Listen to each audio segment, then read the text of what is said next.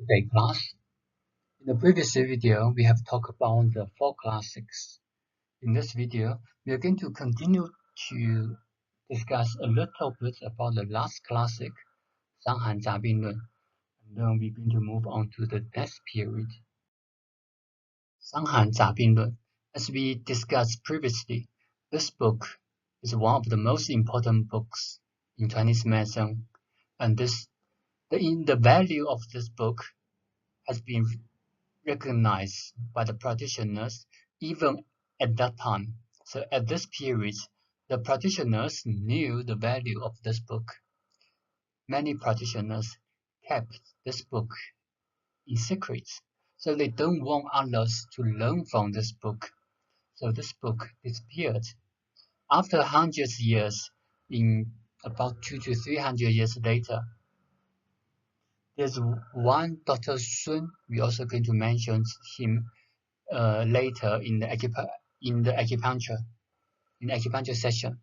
Dr. Sun wrote the one book, and in the prefix he said that the practitioners in the southern China kept Dr. Zhang's books as a secret, and others could not see this book.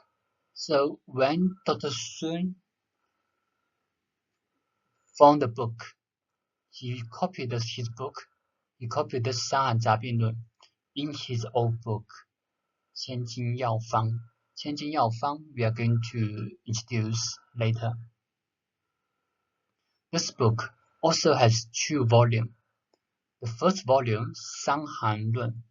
The second volume, 金匮要略. There's volume 1 and volume 2. The volume 2 were lost. The volume 2 was only discovered almost after 1,000 years. There's one practitioner found this volume in a corner of the Imperial Library. That's how we got this book today. In this book, not only the stories, but in this book, the theory is very completed. The treatment principles is very complete. For example, the one we mentioned in 黄帝内经, the first classic, it says the concept of holism, the holistic concept, is very important in our theory. The second concept in basic theory is the symptom differentiation. So in our treatments, we treat the symptoms, we don't treat the symptoms. Or we do focus on the symptom, but we not only focus on symptom, we even more focus on the symptoms. So what's the symptom? Or in other words, in some texts, they translate it as patterns. So what are the symptoms or the patterns? These symptoms are a group of symptoms, different symptoms, and the treatments from herbal medicine and from the acupuncture, we base on the symptom, we treat according to the symptom, and all these thoughts were from 伤寒杂病论. So this is the first book that has put forward of this symptom differentiation and treatment variation. So with the same disease on different patients, if the patients present with different symptoms, we will use different formula. Even with the different diseases, if the patient presents with the same symptom, we can use the same formula. So these thoughts were from 伤寒杂病论. The development of Chinese medicine greatly relied on the development of the country. From 265 to 960 AD, China has developed to be a wealthy and developed country in that period. There were many developments in different fields, such as the developments in mathematics, development in the agriculture. One of the developments that was not related to Chinese medicine, but we have to mention is because it's the invention of printing. The printing technique greatly promotes the medical books because before the printing technique, we need to copy the books hand by hand, and in this way, there were many mistakes and also greatly limits the prevalence of the books. There were many developments during this period, such as the herbal medicine, the acupuncture, the uh, annotation and collation of acupuncture books, the herbal medicine processing method, and also the emergency manual that we have mentioned previously, also were from this period. The medical system, the specialties have developed into more detailed specialties. So these we're going to introduce later. One of the most phenomenal the phenomenal development in this period is the collation and annotation of 黄帝内经, or the collation and annotation of the classics. Yang Sangsan, a doctor lived in late 7th century. This period was almost 1,000 years after 黄帝内经, which was 475 BC. So almost 1,000 years afterwards, during this 1,000 years, the copying of 黄帝内经, Dr. Yang realized that there were so many mistakes in the books, and also some contents, they mixed the contents. So he was not happy with the cousin version of 黄帝内经. He collated 黄帝内经 and explained 黄帝内经. He named 黄帝内经太书. This is the earliest explanation of 黄帝内经 that we can see today.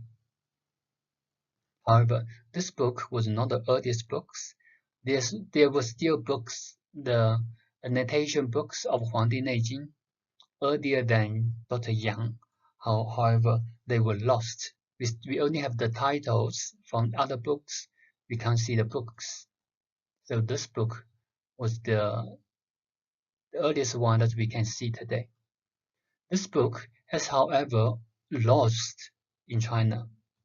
So the cousin version that we can see now were the copies from Japan. So the Japanese has kept the original books. So that's how we can see the original version. Dr. Yang has reordered completely the whole content of 黄帝内经. As we said that previously, we got 162 articles. Dr. Yang reordered the contents according to different categories. He reordered the categories into maintaining health, yin and yang, 脏腑 organs, meridians, acupoints, needling techniques, tonifying and reducing, the wind. So, etc. 19 different categories. This is a new invention in the annotation of 黄帝内经. Almost 100 years later, Dr. Wang, he also realized that there were some mistakes of 黄帝内经. That's almost 100 years later of Dr. Yang. He tried to reorganize the contents. The reason is because of the mistakes and also some contents. Dr. Wang realized some earlier contents were put at the back. The order has mixed. The reason is because in the past, all these medical books were written on the bamboo slip like this. And the bamboo slip, they used the string, the thread, to tie the medical books, to tie the bamboo slips. And when they store like this. They roll in a roller. So after a long time, the string will be rotten. So after rotten, all the slips will be loose and keep all together. So in this situation, some orders of the information on the slip will be mixed in other area. So Dr. Wang tried to reorder the content.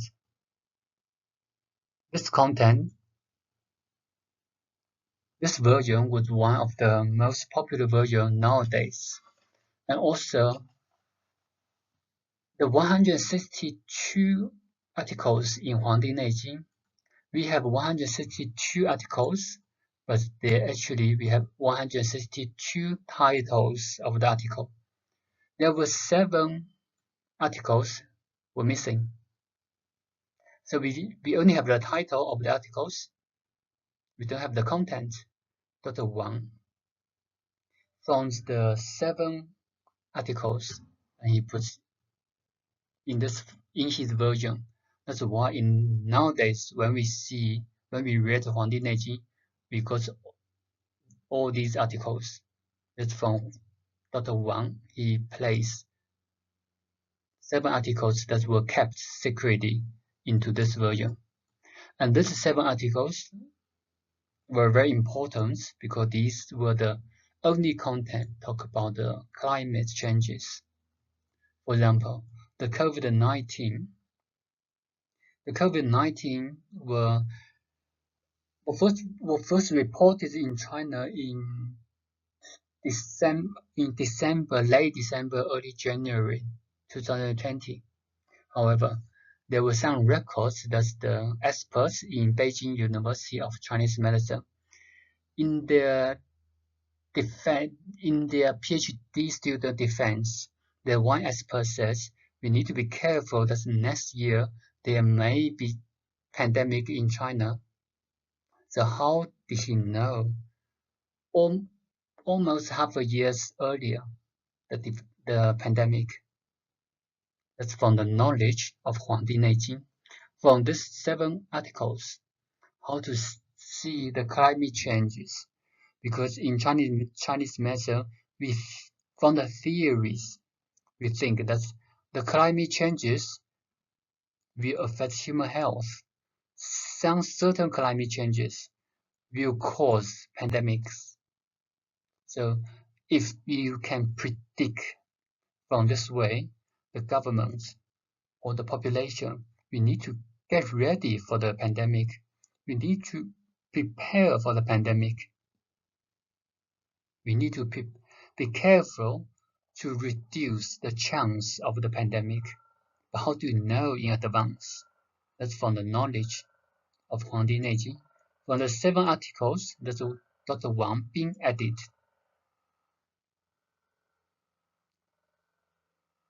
The second most important collation and intonations is the collation and intonation of Sanhan Zha Bing Lun. Sanhan Zha Bing Lun also were written in this form, and not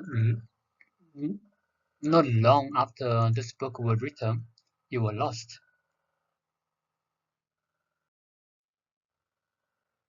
Dr. Wang collected the Sanhan Lun, the first volume. At that time, he still didn't see the second volume. The second volume will be in the next stage. When we discuss, we will mention this. When did the second volume appear? So at that time, there's only volume 1, Dr. Wang Shuhe collated. Sun Simiao, Dr. Sun Simiao, he also collated the Sanhan Lun. So that's what we mentioned previously in his books. In the prefix, he said he complained that the practitioners in the southern parts of China kept 伤寒杂病论 as the secret they don't want to show others. And after hundreds of years, when Dr. Sun saw the 伤寒杂病论, that's when he was quite old when he saw the 伤寒杂病论. He valued the books. He copied this book in his own medical books. So this is another version of 伤寒杂病论. You can see nowadays.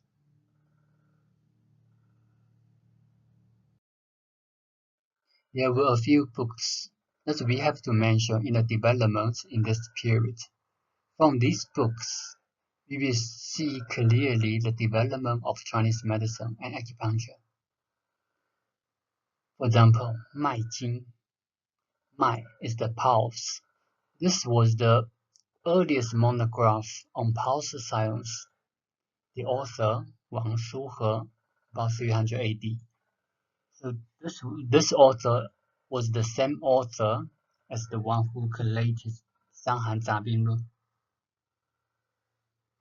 There were many achievements in this book that we are still using now. In future, when we study the pulse diagnosis, 寸口 pulse taking, we will introduce that originally from 黄帝内经, from the classic. The pulse diagnosis was very complicated. We need to feel the pulse in the next on both sides of the neck. We need to feel the pulse on the arm. We need to feel the pulse on your foot.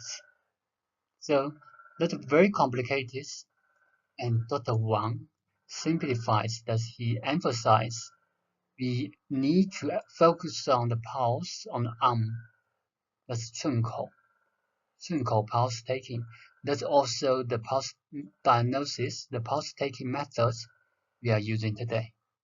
When we study the diagnostic of Chinese medicine, you will learn how to take the pulse. What information can you get from the pulse? The pulse will be changed according to the seasons. So in spring, in summer, in autumn, in winter, your pulse will be different.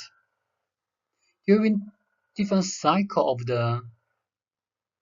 of your body, of the period, also will change. For example, from the pulse, we will know, it's for instance, in female, from the pulse, we can know when, or approximately when their menstruation will come. Or especially in the past, if a lady makes their periods and we feel certain type pulse from the arm, we can know that not the patient, the lady will be pregnant, has been pregnant. That's why. So all this information from pulse diagnosis, the pulse taking, were from 脉经, from Dr. Wang. Dr. Wang also determined 24 different kinds of pulse conditions. These pulse conditions are still the information that we're going to study in your diagnostics. So we need to remember what kinds of conditions can indicate what kind of situation. So these information were from 脉经, emphasizing the combination of clinical treatments with pulse theory. So this is the main information that we need to study in our diagnostics. When you feel certain type of pulse, what are the indications? What are the clinical indications? That's the purpose of taking pulse. From the theory, for example, if you feel a pulse very soft and very superficial, what does it mean? What does it reflect to the organs? What happens to the clinical situation? All these theories were from 脉经. So in the diagnostics, the knowledge that we are going to study were from about 300 AD.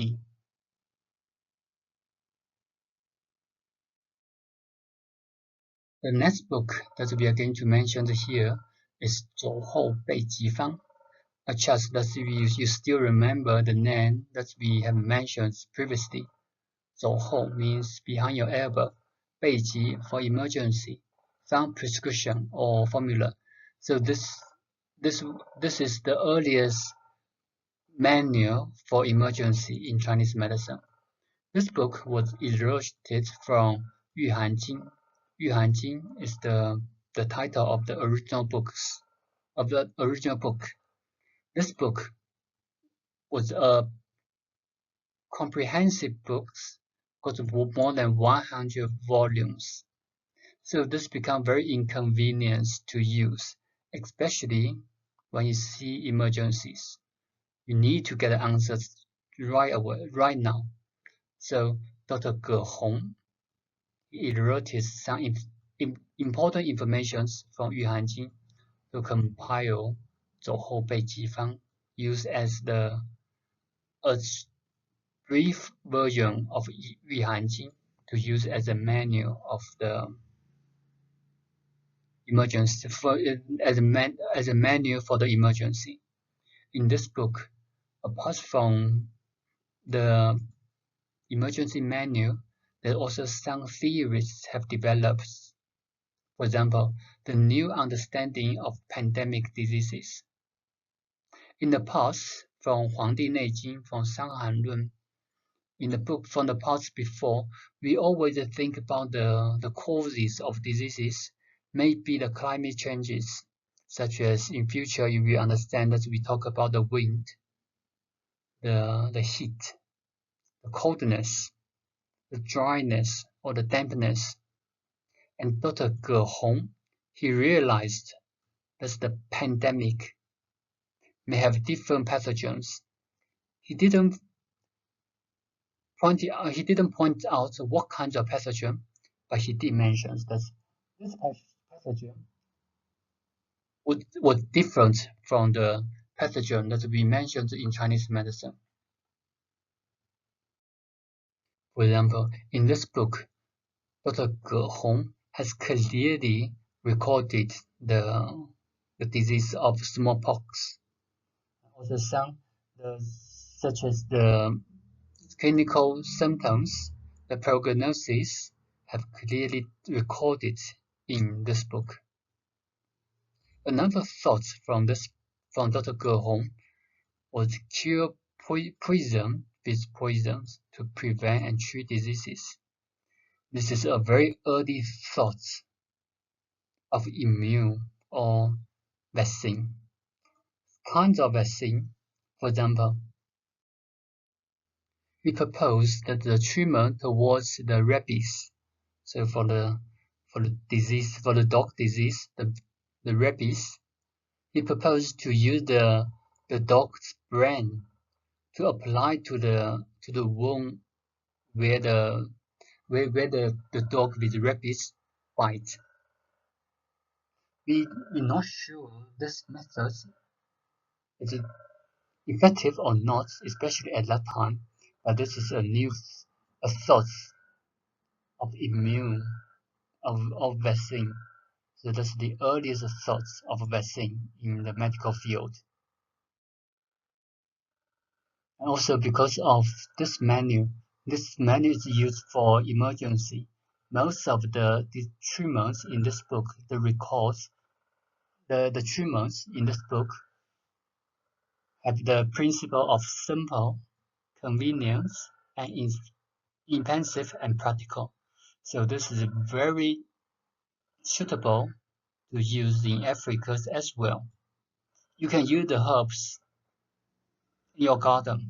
You can use the herbs in the mountain. You can get something around you to treat diseases. It was simple, convenient, inexpensive, and practical. Apart from these achievements, Dr. Ge Hong, he was not only a Chinese medicine practitioner, he was also a Taoism. A Taoism is someone believe in Taoist. He's also Taoist, someone who believes in Taoism. So that's another thought, very popular thought in China regarding where we come from, where we go to, how to maintain your health. And one of the main focus of this school, people who pursue this school, they want to be longevity. They don't want to die. They want to live forever. So they use some chemical. At that time, they thought these chemicals can help you to be longevity. That become the alchemy. The alchemy techniques. They put some herbal medicine. They put some according to different ingredients, according to their theory. They put in a pot. They're going to purify the minerals, the mineral substance. So after the purifying, they become the other chemicals. Then they take the chemicals. This chemical will not help you to be longevity.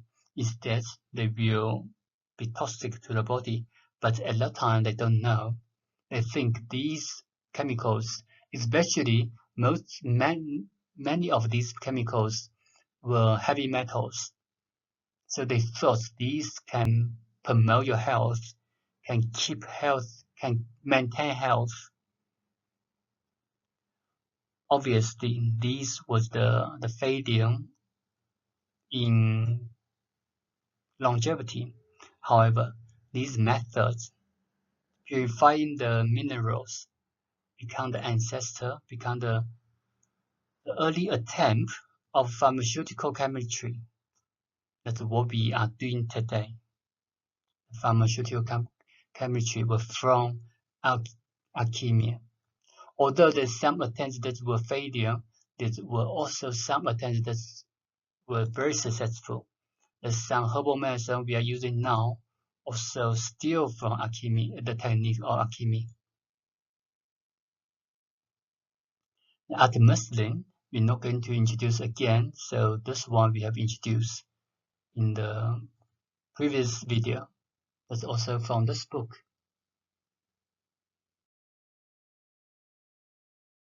The next book in 610 AD.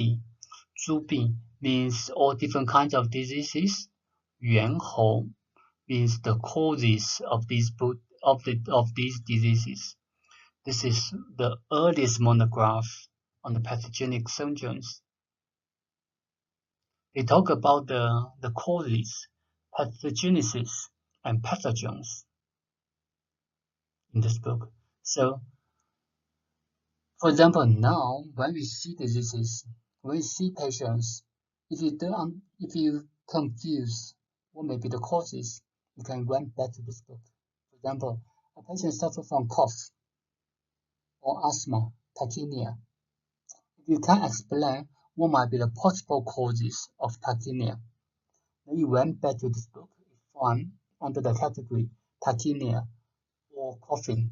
Then this book will tell you the wind might be the causes, and then the patient will have different kinds of symptoms. The weakness of the body may cause tachypnea, then different kinds of symptoms. Then you can have a broader sense of the pathogenesis of the diseases. So this is also one of very important in the history. This book has widely documented the clinical diseases,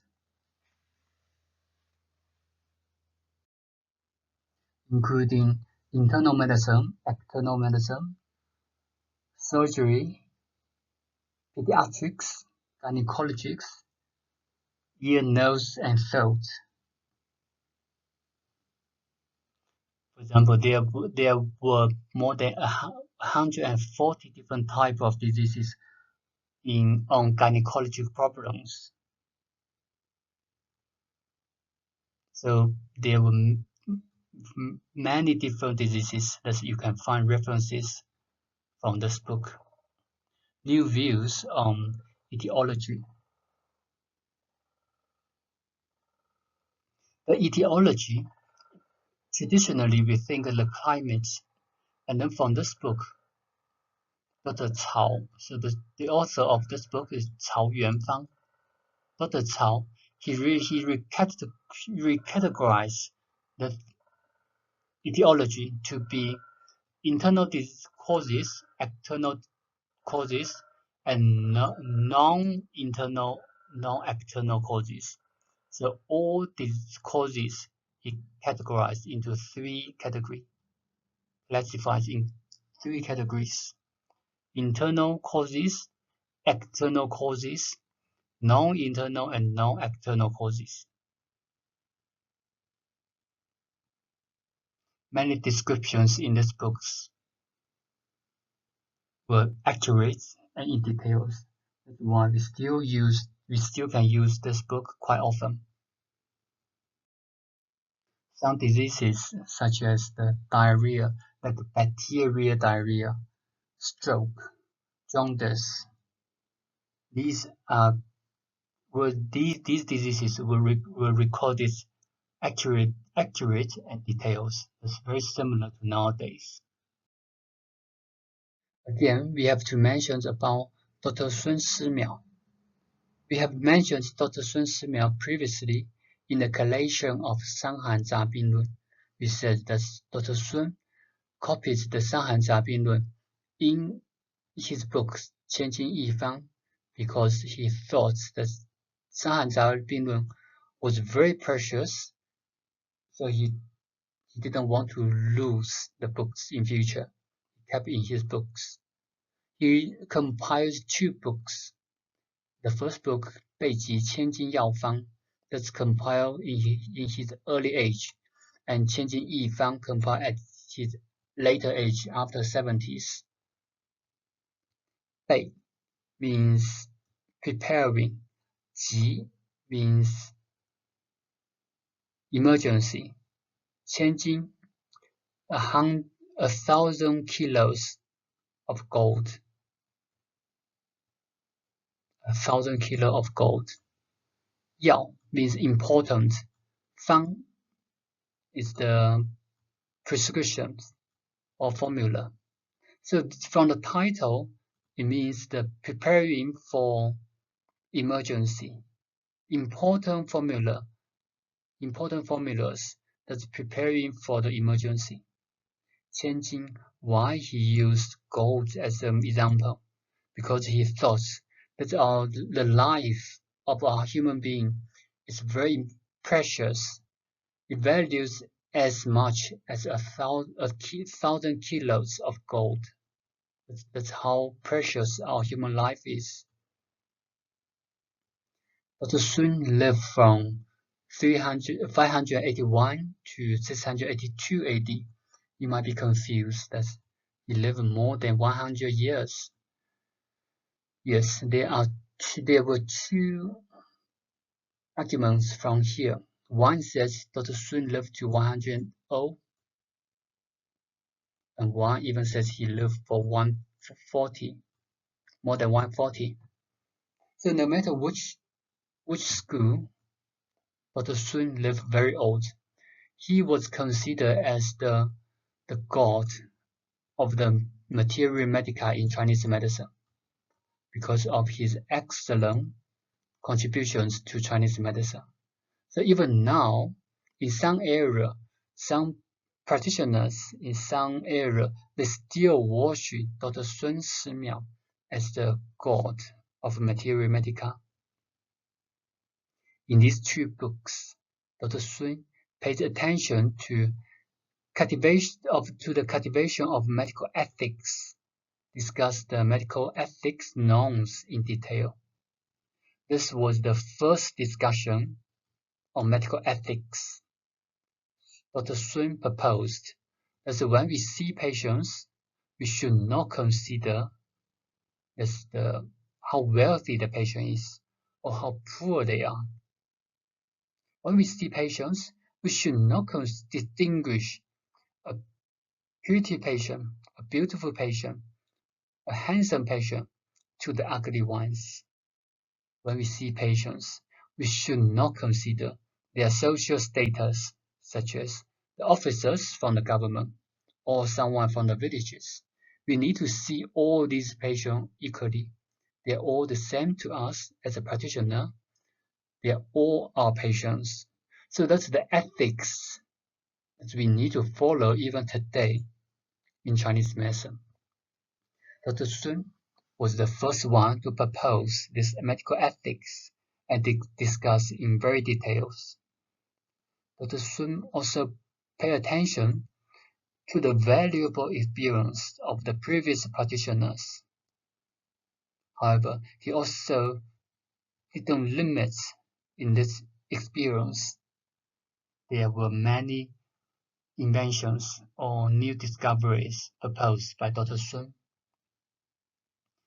In his books, he kept more than 6,500 prescriptions.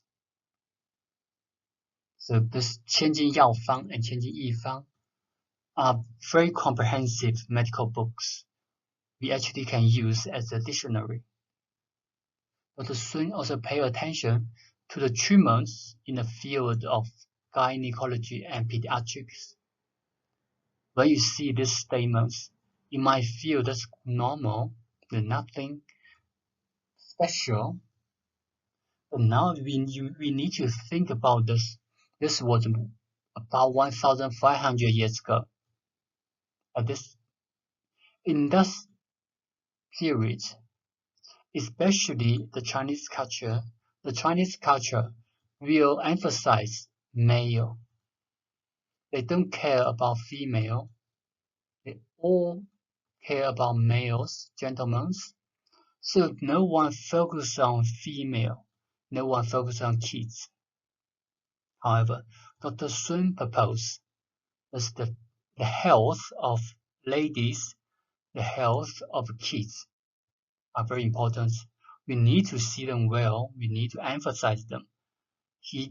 Dr. Sun even puts the theory volume of the treatment towards ladies, the gynecological problems, at the beginning of his books. So the volume 1, volume 2, volume 3 were gynae problems. So that's how importantly he sees the ladies' problem. So that's also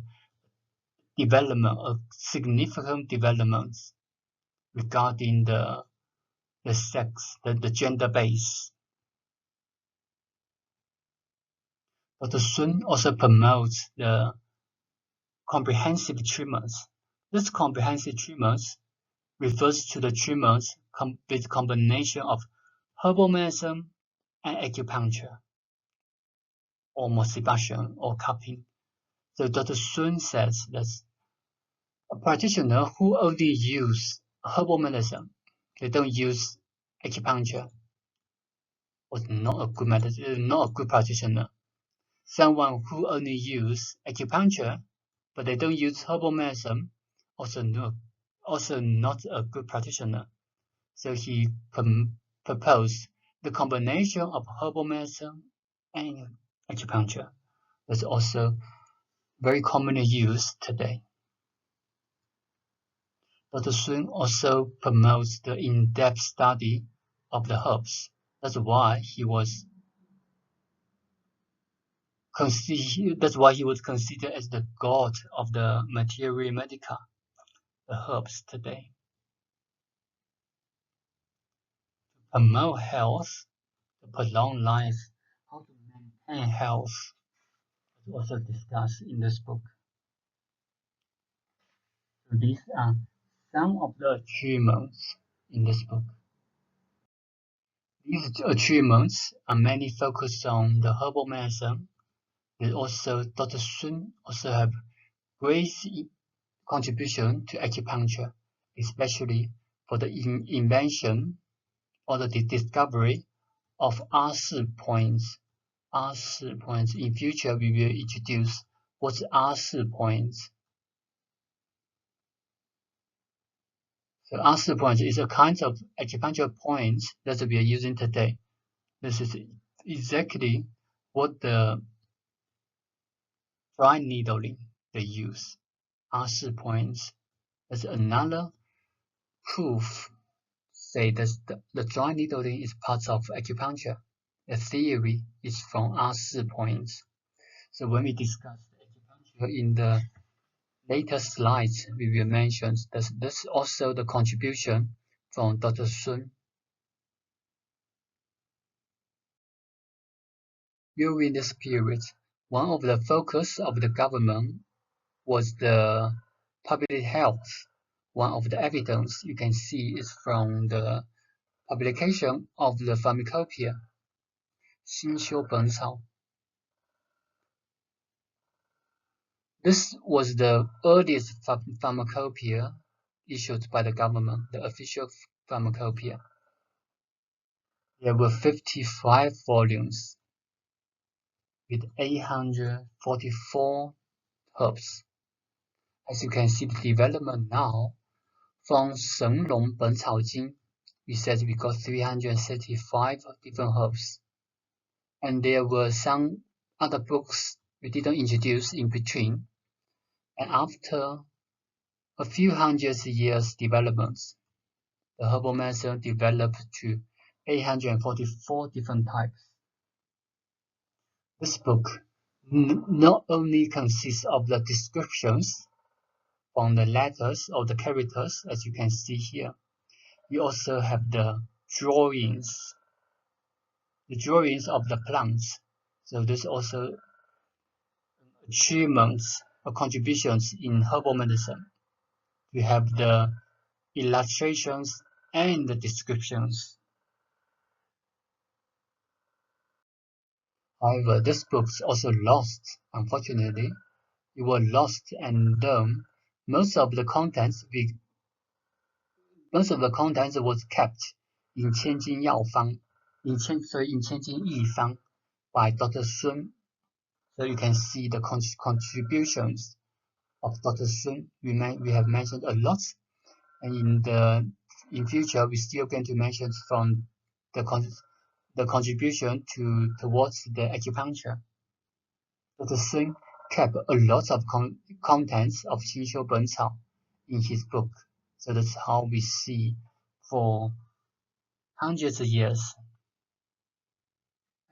Late 19th century, there's one version was printed in 731 AD. So that's not long after the books were published. Less than 100 years. This version was discovered in Japan. And now, this version, we still have this version. This version was stored in Paris, in the British Museum in Paris.